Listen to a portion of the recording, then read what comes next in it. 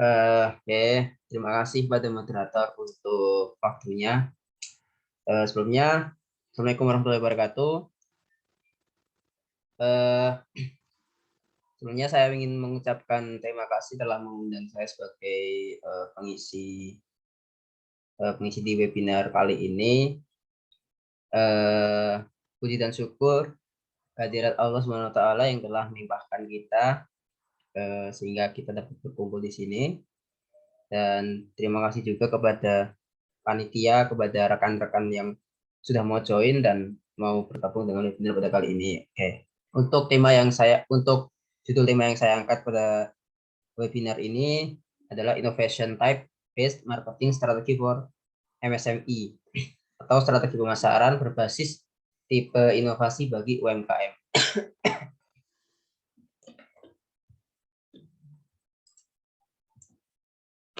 Oke, sebelumnya ini data diri saya. Saya Fani Ahmad Fajri. Saya adalah mahasiswa masih jadi mahasiswa jurusan akuntansi di salah satu universitas di Solo, yaitu Universitas 11 Maret Jakarta. Dan sekarang saya masih menempuh semester 7.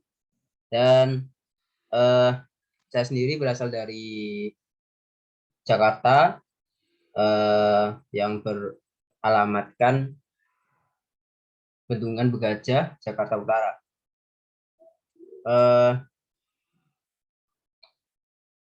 Untuk media sosial saya belum saya ini karena privasi. Terima kasih. Oke, lanjut. Oke, sebenarnya MSME atau Micro, Small and Medium Enterprises atau UMKM have an important and strategic role in national economic development. UMKM atau usaha mikro kecil dan menengah itu mereka mempunyai peran penting dalam dan strategis dalam pembangunan ekonomi nasional karena selain untuk meningkatkan pendapatan negara, ini juga salah satu cara untuk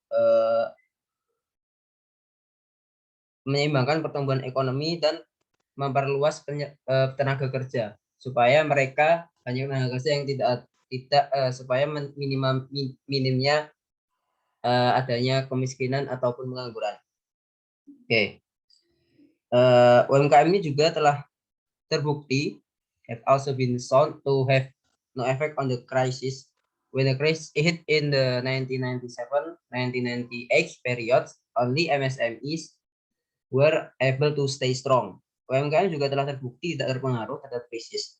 Ketika krisis menerpa pada periode tahun 1997 sampai 1998.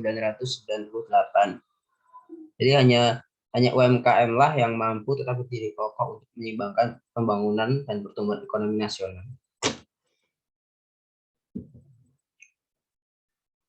Nah, ini adalah grafik perkembangan usaha besar dan UMKM pada tahun 2011 sampai 2012 yang bersumber dari Kementerian Koperasi dan UMKM pada tahun 2014. Nah, berdasarkan grafik di sini, selama tahun 2011 sampai 2012 terjadi pertumbuhan pada UMKM serta penurunan pada usaha besar. Bisa kita lihat di gambar ini. Nah, bila pada tahun 2011 usaha besar itu mencapai 41,95%. Pada tahun berikutnya usaha besar hanya mencapai 40,92%. Itu artinya turun sekitar 1,03%. Pada UMKM terjadi hal yang sebaliknya. Bila usaha menengah pada tahun 2011 itu hanyalah nilainya 13,46%. Kemudian pada tahun 2012 mengalami peningkatan yaitu 13,59%. Kemudian untuk usaha kecil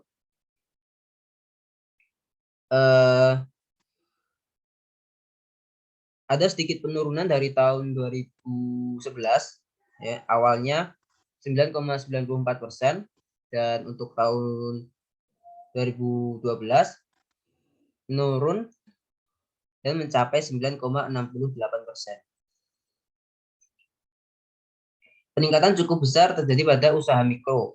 Nah, pada tahun 2011 itu hanyalah 34,64%. Pada tahun 2012 berhasil meraih 38,81%. Artinya terjadi peningkatan sebesar 41,17%.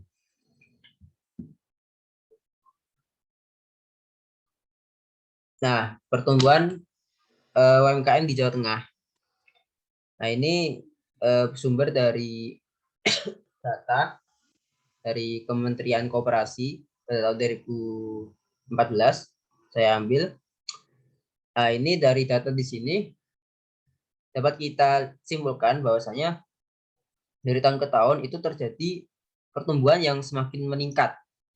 Pertumbuhan yang semakin meningkat ini jumlah UMKM dari tahun ke tahun, terkhususnya di Provinsi Jawa Tengah, membuat banyak para pelaku usaha, para pebisnis berpikir bagaimana strategi yang tepat dalam meningkatkan kinerja UMKM supaya mampu mengembangkan usahanya dan supaya mampu mengikuti arus dalam perkembangan pada era sekarang. Nah, ini kemudian strategi untuk meningkatkan UMKM berbasis tipe inovasi. Ham Kim dan Sri Vastava pada tahun 1998 mereka menekankan bahwa kinerja inovatif itu berperan sebagai kombinasi sinergis dari hasil inovasi teknis dan administratif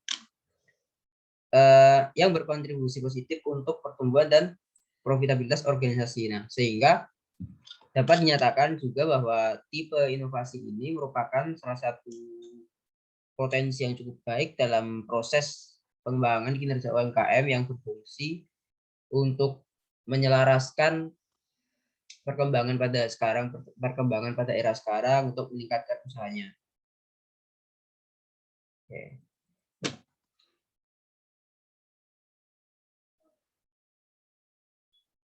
Nah, untuk beberapa tipe inovasi ya,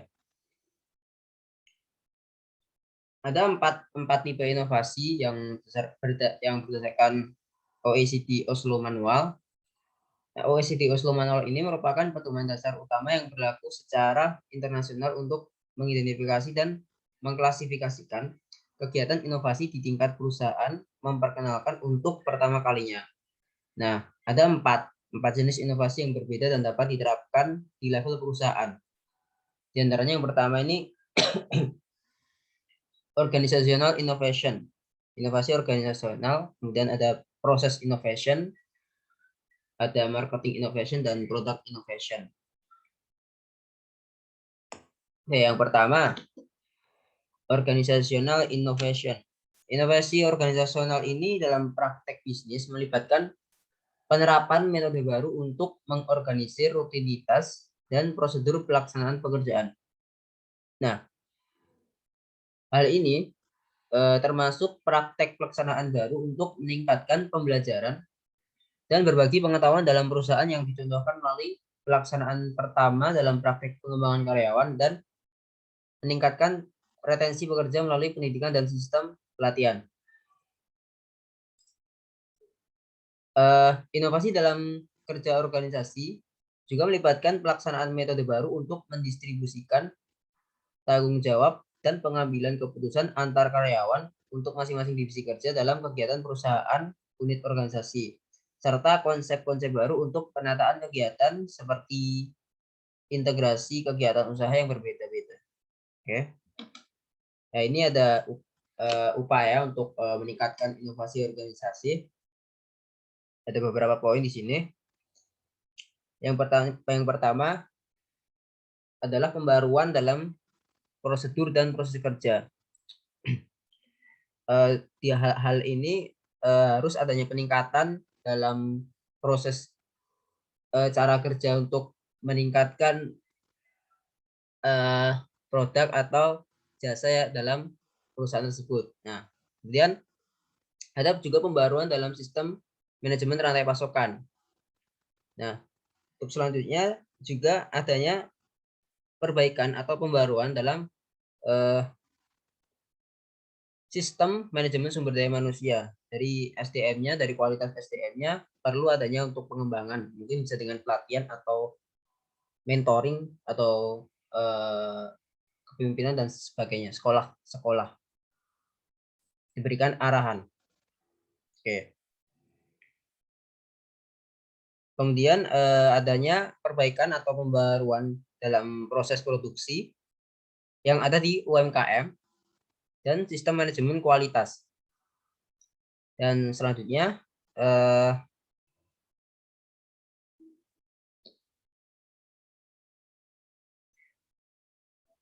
adanya pembaruan dalam sistem manajemen informasi dan prakteknya. Kemudian adanya pembaruan dalam struktur organisasi yang mendorong kerjasama tim.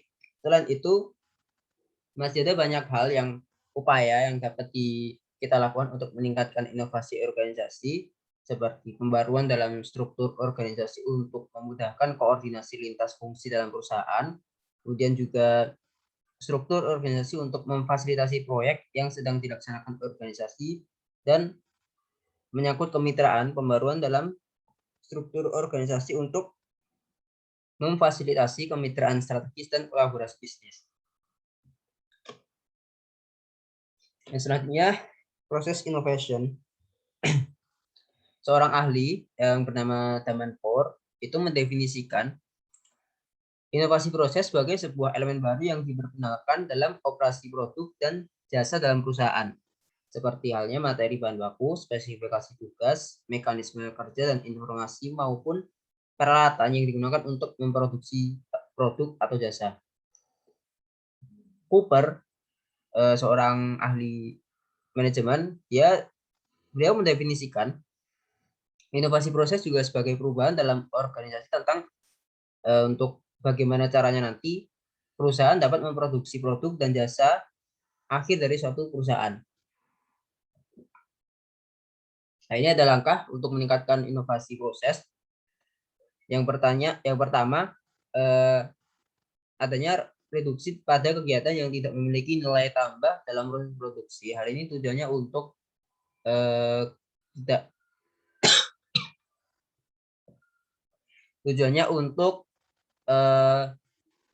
mengesampingkan kepentingan yang mungkin tidak penting. Yang kedua, adanya penurunan pada komponen biaya variabel dalam proses manufaktur, teknik produksi, dan perangkat lunak. Teknik produksi permesinan, dan perangkat lunak. Nah, yang ketiga, adanya peningkatan terkait kualitas output dalam proses manufaktur, teknik produksi, permesinan, dan perangkat lunak. Yang keempat, adanya reduksi juga pada kegiatan yang tidak memiliki nilai tambah dalam pengiriman atau delivery yang terkait proses produksi. Dan yang kelima, adanya penurunan biaya variabel atau variable cost dan peningkatan kecepatan pengiriman yang terkait dengan proses logistik.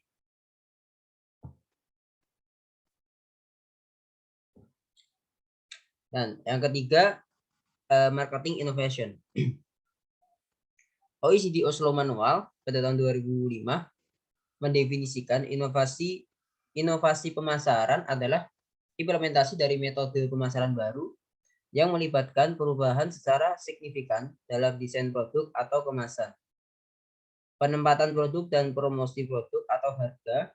Inovasi pemasaran ini juga merupakan penerapan metode pemasaran baru yang melibatkan perubahan signifikan dalam desain produk dan atau kemasan, penempatan produk, dan promosi produk maupun harga. Nah, ada beberapa langkah juga untuk meningkatkan inovasi pemasaran. Yang pertama, pembaruan dalam desain produk yang meliputi penampilan, kemasan, serta volume tanpa mengubah fungsi dasar dan fitur teknisnya. Yang kedua, adanya pembaruan dalam saluran distribusi. Yang ketiga, ada pembaruan dalam teknik promosi produk diperluas. Yang keempat, adanya pembaruan dalam kebijakan penetapan harga produk. Dan yang kelima, adanya pembaruan dalam kegiatan manajemen pemasaran secara keseluruhan. Untuk yang terakhir, ada product innovation. Inovasi produk ini menurut Damanpour, seorang ahli manajemen, adalah sebagai produk atau jasa yang diperkenalkan ke pasar untuk memenuhi kebutuhan pasar. Nah, ada beberapa jenis inovasi produk. Menurut Lucas and Farrell, pada tahun 2000, mereka mencetuskan dan membagi menjadi kategori dasar inovasi produk. Nah, yaitu yang pertama, tujuannya adalah untuk perluasan lini produk, yaitu dengan memperkenalkan produk-produk yang relatif baru di pasaran, namun hal ini tidak baru bagi perusahaan. Dan yang kedua, me to products, yaitu produk yang relatif baru bagi perusahaan namun sudah dikenal pasar. Dan yang ketiga, new to the world, artinya produk yang benar-benar baru bagi perusahaan dan produk yang baru bagi pelanggan. Nah, ini langkah-langkahnya untuk meningkatkan inovasi produk. Yang pertama, adanya peningkatan kualitas dan bahan pembuatan produk. Yang kedua, adanya penurunan biaya produksi dan bahan pembuatan produk. Dan yang ketiga, adanya pembaruan produk untuk meningkatkan kemudahan penggunaan dan peningkatan kepuasan pelanggan. Yang keempat, adanya pengembangan produk baru dengan spesifikasi teknis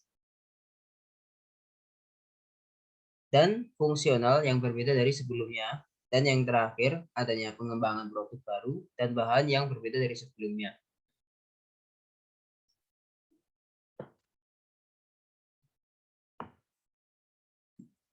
Oke, mungkin dari saya sendiri cukup sampai di sini untuk pemaparan materi di webinar kali ini ya. Barangkali ada kesalahan, mohon dimaafkan. Untuk sebelum ditutup, mungkin ada yang ingin ditanyakan. Saya izin bertanya, boleh? Ya, silakan Mas Budin. Bisa disebutkan Ya, dari instansi mana, nama, asal, mungkin nanti bisa dibagikan door prize sebuah motor. Oh iya, nama saya Budin Putra Himawan dari Universitas Brawijaya, asal dari Kota Jawa Timur. Nah, saya izin bertanya kepada Mas Fandi, dalam kondisi normal seperti ini atau bisa dikatakan after new normal ya, strategi inovasi ini apakah sangat berpengaruh bagi pelaku UMKM tersebut? Terima kasih. Ya, baik. Mas Budin ini menanyakan pertanyaan yang sangat menarik ya. Dalam kondisi next normal, apakah strategi inovasi ini sangat berpengaruh pada pelaku UMKM?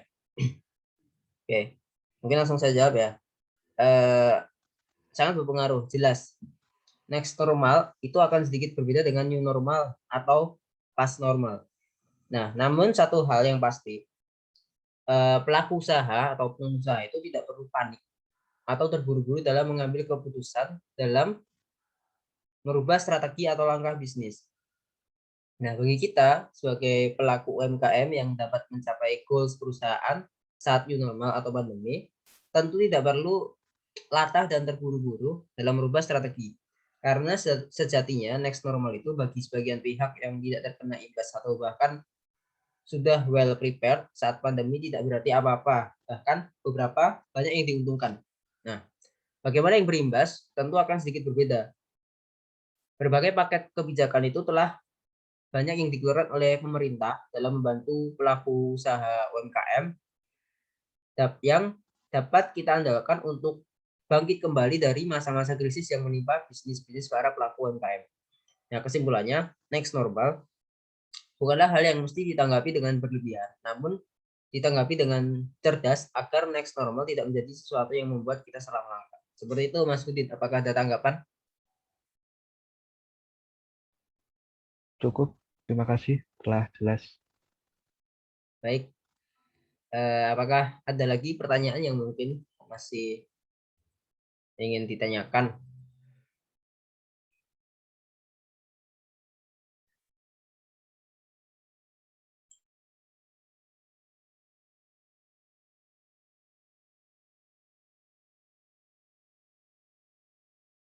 Oke, kalau mungkin tidak ada pertanyaan,